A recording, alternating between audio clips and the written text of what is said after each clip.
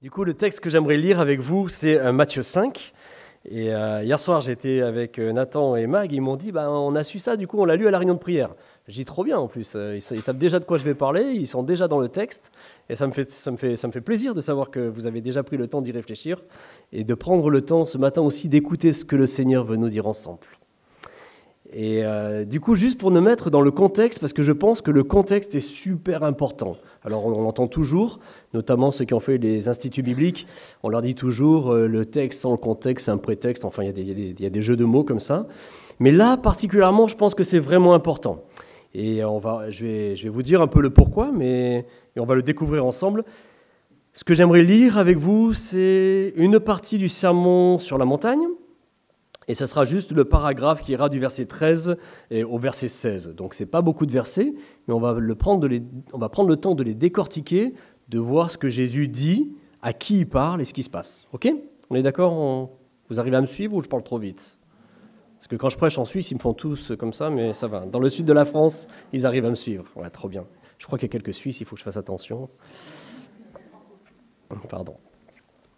Du coup, si je prends le contexte, Jésus, en tout cas de la façon dont Matthieu nous le relate, dans les chapitres d'avant, Jésus est baptisé. Ça, c'est une des premières choses. On a entendu parler du baptême tout à l'heure. Et puis après son baptême, Jésus est amené au désert, où est-ce qu'il va vivre des tentations. Donc c'est juste pour nous rappeler un petit peu le cursus. Et puis après le désert, Jésus va choisir 12 disciples. Il est en Galilée, il est au bord d'un lac, et puis il va appeler 12 disciples. Et puis à partir de là, ils vont commencer à cheminer ensemble. Et quand il est avec les 12 disciples, là c'est le début du sermon sur la montagne. Et au tout début du sermon sur la montagne, ça commence avec, à la vue de ces foules, Jésus monta sur la montagne. Et là, si je veux prendre le temps de regarder le contexte avec vous, j'aimerais presque poser une question. À qui s'adresse le sermon sur la montagne ? Est-ce qu'il s'adresse aux foules ? Est-ce qu'il s'adresse aux 12 disciples ? Et en fait, je pense que c'est une bonne, vraie question à se poser, notamment pour le paragraphe qu'on va creuser ce matin. Moi, j'ai pris le temps et ça me travaillait, et je me suis souvent creusé la tête en me disant, mais en fait, Jésus, il parlait à toutes les foules, certainement, possible, ou il parlait aux 12, c'est aussi possible. Je pose la question ou je la pose pas ? Allez, je la pose. Il parle aux 12 ou il parle à la foule ? Pardon ? Disciples ? Tous ? Pardon ? Tous ? Ok, on va regarder. On va comme ça. En tous les cas, au tout début, il dit comme ça, « À la vue des foules, Jésus monta sur la montagne, il s'assit et ses disciples s'approchèrent de lui et il prit la parole pour les enseigner. » Donc je suis assez convaincu qu'en fait, il enseigne les 12. C'est vrai que si vous allez à la fin de ce sermon, le sermon se développe sur le chapitre 5, 6, 7, il va terminer en disant « Tout le monde, quand Jésus eut fini de prononcer ces paroles, les foules restèrent frappées par son enseignement. » Donc on est bien d'accord que les foules écoutaient. Mais ce n'est pas parce qu'on écoute que ça nous concerne. Ok, je vais essayer de vous expliquer. Quand ma femme regarde ma fille et qu'elle lui dit « J'aime beaucoup tes cheveux », j'entends, je ne pense pas qu'elle s'adresse à moi. Enfin, ça va, comprenez ce que je veux dire. Ce n'est pas parce que j'entends quelque chose que ça me concerne. Je crois que ma femme aime quand même ce qui me reste, mais en fait, c'est un petit peu ce qui se passe ce matin. Et c'est important de comprendre ce contexte. Jésus s'adresse aux 12. Et les 12 qu'il a choisis et qui sont ses disciples. Et il va venir avec 2 affirmations et 3 métaphores qu'on va regarder ensemble et essayer de comprendre ce que Jésus voulait dire à ses 12 disciples. On est d'accord ? On part avec ça ? Ça suit encore. Je vais lire le texte du coup. Matthieu 5, verset 13. Vous êtes le sel de la terre. Mais si le sel perd sa saveur, avec quoi la lui rendra-t-on ? Il ne sert plus qu'à être jeté dehors et piétiné par les hommes. Vous êtes la lumière du monde. Une ville située sur une montagne ne peut pas être cachée. On n'allume pas non plus une lampe pour la mettre sous un seau, mais on la met sur un support et elle éclaire tous ceux qui sont dans la maison. Que de la même manière, votre lumière brille devant les hommes, afin qu'ils voient votre belle manière d'agir, et qu'ainsi ils célèbrent la gloire de votre Père céleste. Père, on est devant ta parole, et je te prie qu'elle parle à nos cœurs ce matin. Et je te prie, Père, que ce ne soit pas simplement une étude de texte et de contexte, mais que ton Saint-Esprit vienne parler à mon cœur et à nos cœurs. On veut être à ton écoute, Père, ce matin. Père, quand je prends ta parole et qu'on l'expose, je suis tout petit. Et ce que je prie vraiment, Père, c'est que dans les cœurs de mes frères et sœurs à Istres, il reste quelque chose que toi, tu veux leur enseigner ce matin. Ouvre nos cœurs, les oreilles de nos cœurs. Amen. Ok, donc pour reprendre le contexte, Jésus est assis. Avec les enfants, en ce moment, on est en train de lire un peu ce texte. C'est pour ça d'ailleurs que ça m'a donné envie de le partager avec vous. Et on avance doucement. Et juste avant ce texte-là, il y a les béatitudes. C'est Jésus qui est assis et puis il vient avec ce qu'on appelle les béatitudes. C'est les bienheureux ou bénis sont ceux. Enfin voilà, il va développer avec tout ça. Et en fait, déjà, quand Jésus commence à dire les béatitudes, je trouve qu'il y a des choses qui collent difficilement avec ce qu'il dit et ce qu'on peut naturellement comprendre en tant qu'humain. Nous, avec les enfants, on fait 2 béatitudes par jour et on essaye de comprendre. Quand Jésus il dit « Heureux ceux qui pleurent », c'est bizarre d'entendre ça, mais derrière, il y a un bel attribut de Dieu, car Dieu les consolera. C'est le Dieu des consolations. Il y a des raisons. On n'est pas simplement heureux parce qu'on voit quelqu'un pleurer. Et en fait, quand Jésus va venir avec les béatitudes, il est en train de remettre en place un tout petit peu la façon de voir le monde à ses disciples. Okay ? Donc ça, c'est les béatitudes. Et tout de suite après les béatitudes, il y a ce texte pour moi qui est crucial, et c'est celui que je viens de lire, et c'est celui qu'on va regarder ensemble. Il commence par une première affirmation, où il va dire à ses disciples, « Les amis, vous êtes le sel de la terre ». Alors nous, on sait un petit peu ce qu'il veut dire, parce qu'après, il donne l'explication. Mais mettez-vous à la place des disciples qui sont autour de Jésus. Jésus est assis, Jésus, il les regarde, il dit, il parle aux 12, il y a la multitude, il y a la foule qui est là, et c'est pour ça que pour moi, c'est assez important, c'est qu'il est en train de dire à ses disciples, vous allez faire la différence. Vous êtes le sel de la terre. Et tout de suite derrière, il va parler de quelque chose, il va parler simplement d'avoir du bon sens. Il va dire, si le sel perd sa saveur, comment on va lui rendre sa saveur à quelque part? Il ne sert à plus rien, on le jette dehors et on le piétine. Peut-être que pour vous, c'est facile à comprendre. Moi, je vous avoue que j'ai eu du mal à comprendre ça. Déjà, la première chose, c'est que ça ne m'est jamais arrivé de prendre du sel, de me mettre dans la soupe et de me dire, tiens, ça ne marche pas, j'en remets, je vide la salière et puis ça n'a pas salé. Ça ne m'est encore jamais arrivé. Peut-être vous, ça vous est arrivé, mais en général, le sel, ça a du goût. Et pourtant, Jésus dit à ses disciples, les amis, si le sel perd sa saveur, il ne sert à plus rien et on le piétine. Et ça a été quand même un truc dans ma tête où j'avais du mal à comprendre comment Jésus leur expliquait ça. Et j'étais très content de faire équipe avec un géologue, il y a quelques années, qui était missionnaire avec moi dans le nord de la France. Et ce gars, il était missionnaire en Turquie, en tous les cas dans la région du Moyen-Orient, là-bas. Et en fait, il m'a expliqué un tout petit peu comment Jésus pouvait dire ça à ses disciples et qu'eux pouvaient le comprendre. Il disait, en fait, tu sais quoi, dans ces régions-là-bas, ils ont une roche qui a un taux de sodium tellement énorme qu'en fait, ils l'utilisent comme du sel. Et s'ils veulent conserver des aliments, ils prennent cette roche, je ne me rappelle plus du nom de la roche, je suis désolé, moi je ne suis pas géologue, et ils l'utilisaient, et en fait, il y avait toutes les vertus du sel. Ils pouvaient l'utiliser, mettre leurs aliments, et ça allait se conserver, ils pouvaient l'utiliser de la même façon. Il disait, en fait, le problème de ces roches-là, c'est que si tu les laisses à l'humidité ou à la pluie, en fait, elles sont complètement lessivées, elles gardent le même aspect, mais elles ont perdu leur vertu. Ça parle, hein? Et tu te dis, tiens, Jésus, quand il leur parle, finalement, moi, ça a donné du sens. Jésus, il a dit, vous savez quoi, si vous êtes ce sel-là, et qu'il est lessivé, et qu'il n'a plus le goût et les vertus qu'on attend du sodium et du sel, qu'est-ce que tu veux faire avec ces cailloux? Tu le jettes dehors, et ça n'a plus de valeur. On le piétine, ça n'a plus de valeur. Ce qui était important, ce qu'il dit à ses disciples ici, il vient et il leur dit, vous êtes le sel de la terre. Et ce qui est important, c'est d'avoir des saveurs. On se rappelle, il y a toute la foule qui est là, et il parle aux 12, vous êtes le sel de la terre, vous êtes quelque chose qui doit avoir une vertu, vous êtes là pour quelque chose. Et la façon dont Jésus parle, il parle de bon sens, mais il parle aussi d'une façon où est-ce qu'il veut enfoncer le clou. C'est-à-dire qu'il dit quelque chose, mais il va prendre 3 exemples, et j'ai l'impression qu'il prend le marteau et il tape parce qu'il veut que le clou soit enfoncé.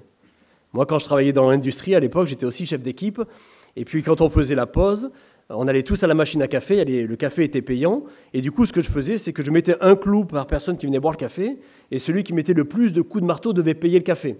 Du coup, moi, je m'entraînais un peu.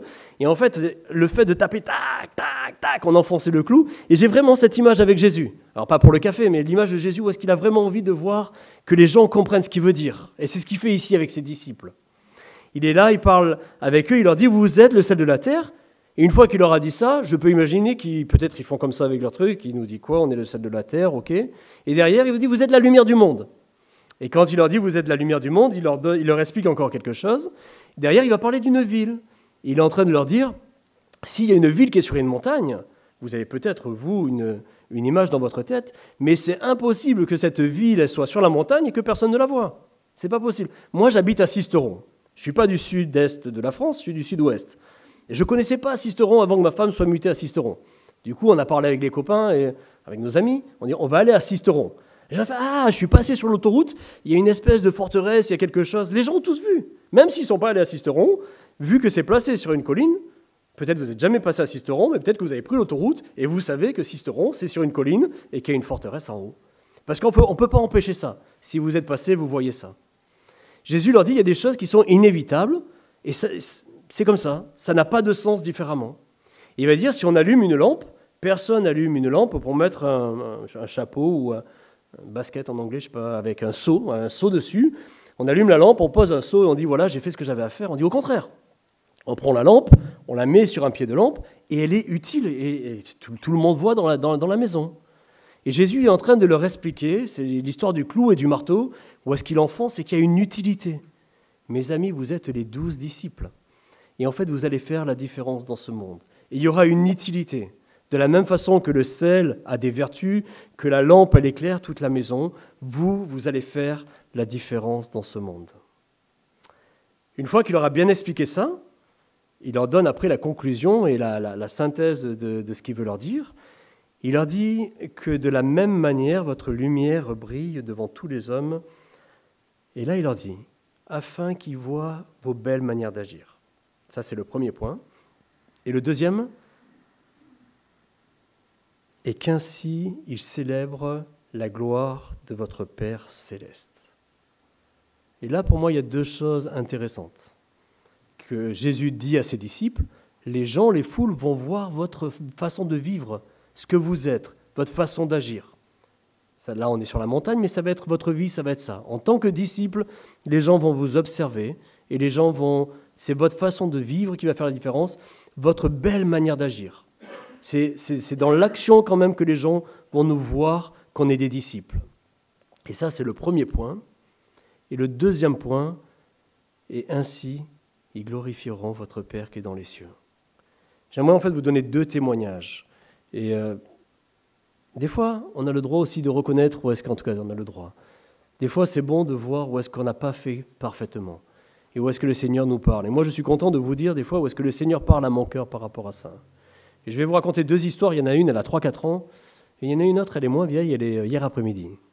Il y a 3-4 ans, j'étais sur mon bureau, j'ai travaillé, et puis j'avais un Zoom, et puis le Zoom se termine vers midi, quelque chose comme ça. Et quand je finis mon Zoom, je regarde l'heure, et je savais que j'en avais un autre, un Zoom, tout le monde connaît Zoom maintenant, hein. Et j'en avais un autre à 13h, et je devais manger, faire manger ma fille. Et je me suis dit, mince, c'est un peu short au niveau du temps. Du coup, j'appelle Domino's Pizza, peut-être qu'il y en a qui font comme moi, hop, 2 pizzas, je commande, et puis je saute dans la voiture, j'habitais en centre-ville de Douai, vraiment en centre-ville, l'hypercentre, compliqué de se garer. Je pars chercher mes pizzas avec ma fille, je reviens, et très souvent, quand je revenais dans ma rue, c'était compliqué de se garer. C'était une rue à un sens, et il y avait peu de places de parking, et tu peux sans problème tourner 10 minutes pour chercher où garer ta voiture. Et ça, je le savais. Et quand déjà vous êtes à la bourre, et que vous avez un Zoom qui vous semble important après, c'est juste le stress qui monte. Enfin, moi, ça peut m'arriver des fois de vivre ça. Peut-être pas vous, moi, ça m'arrive. Et du coup, j'étais avec mes pizzas, avec ma fille, et vous n'allez pas croire, j'arrive devant chez moi, et là, il y a 3 places de parking. Celle du milieu, elle est libre. Je dis, trop bien. Et donc, un peu, je peux être aussi enthousiaste des fois. Je me lance pour mon créneau. À l'époque, j'avais une Dacia Logan rouge, les voitures de missionnaires, là, le truc. Et du coup, je vais pour faire mon créneau. Je ne veux pas dire que je suis bon en créneau, mais d'habitude, ce n'est pas la panique pour moi de faire un créneau. Et en faisant mon créneau, je me rabats un peu trop vite et mon aile avant droite a caressé l'aile arrière gauche de la jolie Jaguar de collection qui était garée devant, quoi. Et du coup, j'étais embêté, forcément, je regarde, et puis je avance, et je vois une trace rouge comme ça sur l'aile. Et en fait, ça faisait un moment que je voyais cette Jaguar, que je l'observais, parce que alors, mon fils aime bien les voitures, j'aime bien les voitures, un truc de collection, le V8. Et plusieurs fois, j'ai dit avec Mélo, j'aimerais bien discuter avec son propriétaire. Ben, du coup, j'ai trouvé l'occasion, quoi. Bien sûr, c'est pas l'encouragement pour ce matin. Enfin, du coup, je garde la voiture, j'avais mes pizzas, c'est pas le moment de... Je le connaissais pas, le monsieur. Et puis, je vais faire mes zooms toute la journée. Et puis, le soir, Mary, elle rentre. Alors moi, je mets mon chapeau, je descends... Alors déjà, j'aime pas trop l'évangélisation du porte-à-porte, c'est pas mon truc, mais en plus d'aller sonner pour dire que vous avez abîmé une voiture. Et du coup, j'allais dans les digicodes, je fais « Bonjour, est-ce que vous êtes le propriétaire de la Jaguar ?»« Non, désolé de vous avoir dérangé. » Suivant, et voilà, on passe tout le monde. Jusqu'au moment où est-ce que le monsieur dit « Oui, c'est moi. » Je dis « Ben voilà, je suis désolé, à midi, j'ai garé ma voiture, j'ai accroché la vôtre, quoi. » Alors le monsieur me dit « Ben montez, 3e étage, je monte. » Et j'arrive sur un gentil papy qui me regarde, et je lui explique. Et puis je le voyais bien qu'il me regardait un peu avec les yeux comme une chouette, écartelés comme ça. Et puis il me dit, mais moi j'ai habité Paris, ça m'est arrivé plusieurs fois. Vous êtes vraiment étonnant comme personne. Et moi, très content, tout de suite, j'ai dit, vous savez, je suis chrétien, pour moi l'honnêteté c'est important, Dieu voit ce qu'on fait et c'est important d'être honnête. Et le gars, il me regardait toujours avec les mêmes yeux. Il me dit, mais vous faites quoi? Et j'ai dit, je suis pasteur et on tenait le café, l'équitable là-bas. Et là, le monsieur, il me dit, ah oui, le café. Elle dit, ah oui, ok, je comprends. Ces gens, c'est quand même des gens incroyables et ça ne m'étonne pas de votre démarche. Et moi encore, super, c'est énorme. Je fais une bêtise et je suis fier de moi, quoi. J'étais là, j'étais tout fier d'être là, comme ça. Et je rentre à la maison, ouais, ça vous fait rire, mais je rentre à la maison fier. Et c'est quand même ça, quoi. Fier que ce gars dit ses gants dans ce café, c'est comme ça que c'est chouette. Et je vais dans ma chambre et je lis ce texte. À l'époque, j'avais mon bureau au 3e étage. Et je lis ce texte. Et en fait, ça m'a un peu frappé. Ça m'a un peu humilié à quelque part, dans le sens où est-ce que je me suis dit c'est bien de témoigner. Alors les bonnes œuvres, c'est pas d'accrocher la voiture, mais c'est d'être honnête et d'aller sonner aux portes et de le faire. Ça coûte, hein, c'est pas très agréable. En fait, où est-ce que j'avais un peu de culpabilité à quelque part de me dire mais est-ce qu'il glorifie mon Père qui est dans les cieux? Je suis pas sûr de ça. Et je me suis dit plutôt que de dire on est des gens bien, les gens de l'équitable, de ce café, j'aurais aimé pouvoir dire mais vous savez, à quelque part, soit lui présenter l'évangile, lui dire mais celui qui fait la différence, c'est celui qui vit en moi. Et en fait, pour moi, j'avais un peu raté l'objectif. Et si je mets ça sur une autre image, je ne sais pas s'il y en a qui jouent au rugby ici. Moi, je ne joue pas. Je n'ai pas le gabarit pour, mais en tout cas, si j'ai bien compris, c'est qu'il y a possibilité de mettre le ballon de l'autre côté de la ligne, et ça marque des points. Mais pour réellement marquer le maximum de points, eh bien, il faut le transformer, il faut le passer entre deux tiges, enfin 2 barres. Et là, c'est là où est-ce qu'on transforme l'essai. Et je pense que ça ressemble à ça, notre texte, ce matin. C'est bien que les gens voient nos bonnes œuvres, dans notre façon de vivre, dans notre travail, avec nos voisins, avec notre famille, que les gens voient ça. Mais la vraie question que je me pose, c'est est-ce que je transforme l'essai, que les gens glorifient mon Père qui est dans les cieux? Et c'est une vraie question que je pose. Et je me la pose à moi, et mon but, ce n'est pas de culpabiliser personne ici. Et c'est un vrai défi. Mais je vais vous dire, un autre témoignage, il n'est pas plus vieux qu'hier. En venant, on s'est arrêté pour faire la pression des pneus des voitures. Et quand on s'est arrêté pour faire la pression des pneus de la voiture de Mary, voilà, il y avait un monsieur qui était sur le terre-plein, et une personne âgée, je voyais bien qu'elle était en difficulté, on était embêtés avec Mary. La personne s'était urinée dessus. C'était complet, quoi. On voyait bien, et puis il marchait comme ça. Je voyais bien qu'il y avait un problème. Et il était au téléphone, et plutôt que de le regarder pendant 5 minutes, je me suis dit, je vais aller le voir. Bon, voilà. Moi, je pars en Afrique après, du coup, j'avais des pantalons. J'ai dit, au pire des cas, je lui prête un pantalon, quoi. Et donc, j'ai été voir cette personne, et je lui ai dit, monsieur, vous avez besoin de quelque chose, vous avez un problème. Et il m'explique. Il prend 5 minutes à m'expliquer qu'il a des problèmes de santé, qu'il sortait de l'hôpital, que voilà, il y avait des choses qui ne fonctionnaient plus. J'ai pris le temps de l'écouter, il m'a raconté pas mal de choses de sa vie. Et c'était super chouette. Et à la fin, le monsieur, il était touché simplement le fait que je m'approche de lui, que je prenne ce temps avec lui. Et il m'a dit, mais vous êtes vraiment chouette, monsieur, merci d'avoir fait ça, ceci, cela. Il est vraiment content de ma démarche. C'est hier, hein, c'est pas vieux. Et puis je dis au revoir au monsieur, je reviens. Et Mary, elle me dit, il lui faut un pantalon. Je dis, bah non, il en a avec lui. Et Mary me dit, tu veux pas lui donner un évangile? Dans la voiture, on a toujours des évangiles.net. Et moi, je dis à Mary, bah non, on va pas donner un évangile parce que j'étais simplement parler avec un monsieur, quoi. Et dans ma tête, ça fait tout un chemin où je me suis dit, moi, j'aime bien donner un évangile à quelqu'un avec qui j'ai eu une discussion concernant l'évangile. C'est pas juste, je lui ai demandé quel est son problème, et crac, ça y est, je lui connais l'évangile dans le dos, quoi, tu vois. Et au fond de moi, j'ai dit, ben oui, non, j'ai pas eu de discussion sur l'évangile, je vais pas lui donner un évangile. Et ça c'est comme ça que je vois, en tout cas que je ressentais les choses. Et puis après, on a continué à conduire, et au fond de moi, je me suis dit, c'est fou, hein. Demain, je vais prêcher sur ce texte dans cette église, et le Seigneur reparlait à mon cœur sur la route. Et quand ce monsieur me disait, vous êtes vraiment quelqu'un de gentil, merci d'être venu me voir, de m'avoir parlé, je me dis, mais est-ce que j'aurais pas pu prier pour ce monsieur?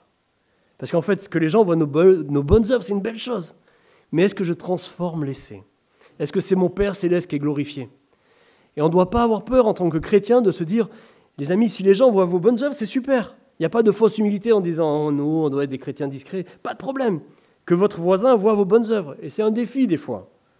Quand les voisins, on vit avec notre voisinage, ils sont plus ou moins sympas. Des fois, ils sont même pénibles. Comment les gens voient nos bonnes œuvres quand les relations sont compliquées? Dans le travail, comment les gens voient nos bonnes œuvres? Ça, c'est une chose. On fait la différence en tant que disciples. Très bien. Est-ce qu'on transforme l'essai?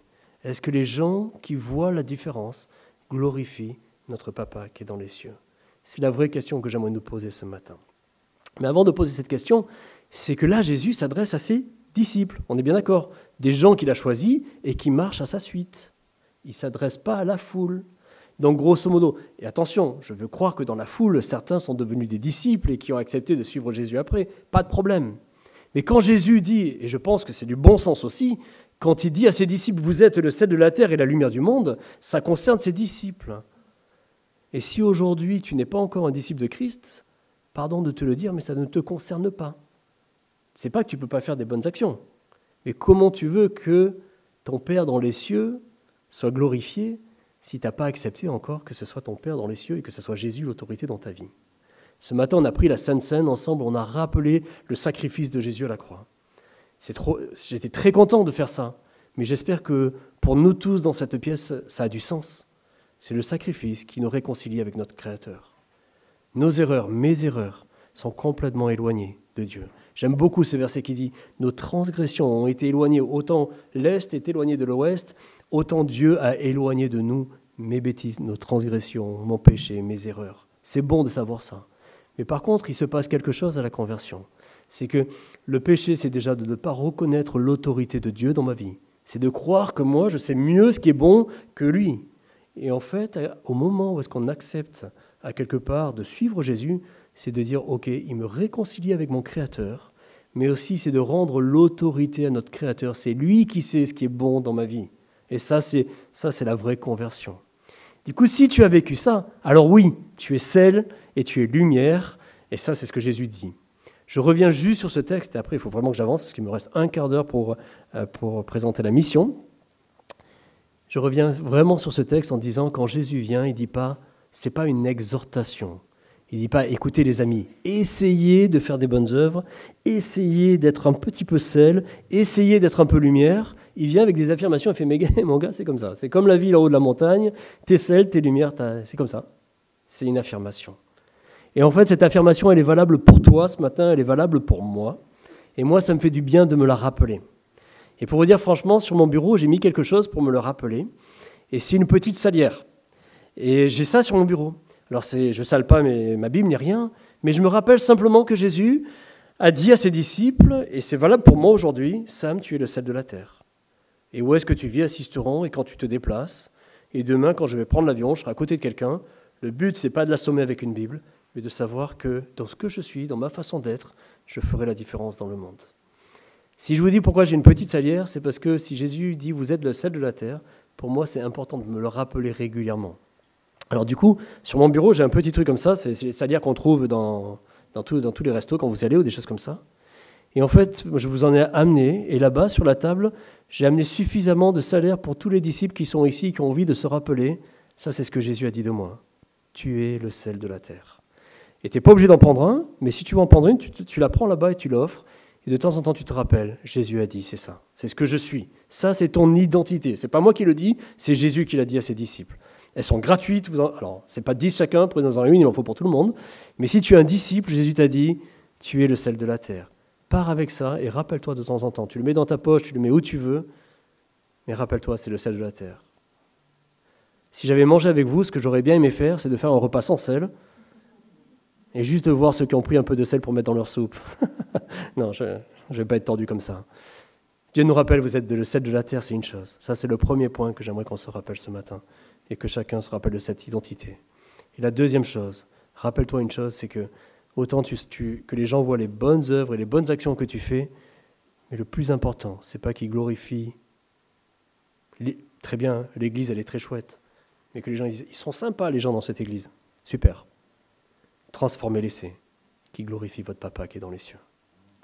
On prend un petit moment, les amis, pour réfléchir à ça, sonder ce que Jésus veut nous dire ce matin, et nous rappeler qu'on est le sel et la lumière du monde. Où est-ce qu'il nous place? Et je prierai, et après je parlerai de la mission.